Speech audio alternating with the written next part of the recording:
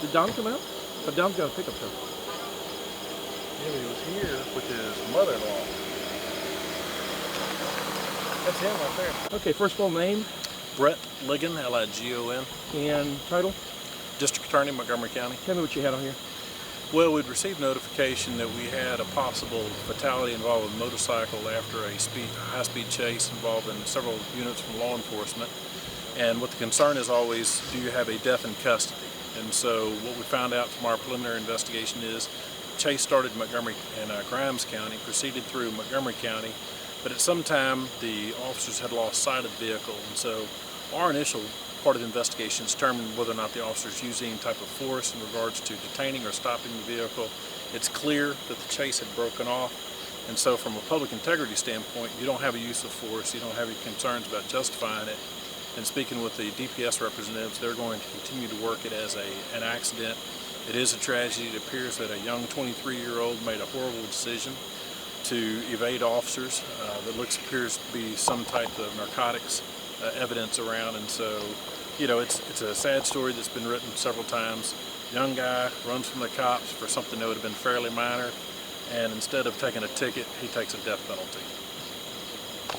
First of all, name Don Sowell, and title. Sheriff of Grimes County. Tell me what you had tonight. Well, we had a deputy intercept a motorcycle on radar about 96 miles an hour on 105 outside of Navasota, 2 or 3 miles, heading eastbound towards Plantersville. He tried to initiate a traffic stop, and the motorcycle continued going faster and would not yield or pull over. And they play-by-play went through FM 362 on into Stoneham. It appeared he wasn't going to stop at 120, 130 miles an hour, so we had a deputy, of course, notified Montgomery County authorities in case he did come into their county. And unfortunately, we had a deputy in Plantersville that shut down the intersection at 105, State Highway 105 and FM 1774 to prevent potential accident there, and hoping the man might stop, or the individual might stop if they saw the lights there. Well, that didn't work, and he went on through there at 100 plus miles an hour. Went on into Montgomery County, still at 100 plus miles an hour, and lost sight of him coming up on the Montgomery High School area. So we just went ahead and called it off, and let the Montgomery County authorities know what description we had: motorcycle, dark color, male, no helmet. They saw initially in a backpack. And just a few minutes later, we got a call that there was a motorcycle wreck in Dobbin. So apparently that might have been connected, and as the DPS is out there now, they conclude the investigation is going to be connected to that pursuit. All right, no deputies hurt in your... No deputies hurt.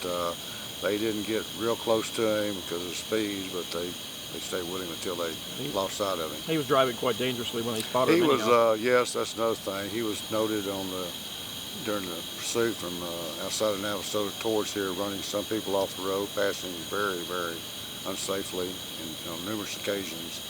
And that's why we wanted to prevent something happening in Plantersville. And luckily I had a deputy in that area to shut it down. And of course, Montgomery County authorities responded, but apparently he took this route here and lost control, unfortunately. Nope.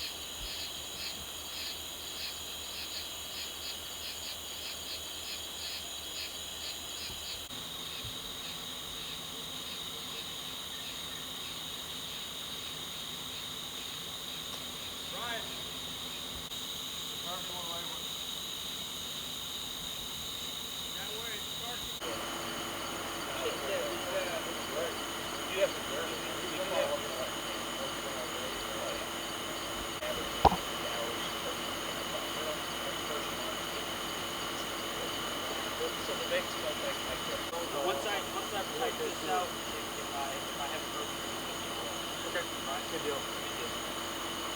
There he is. Hey, you got my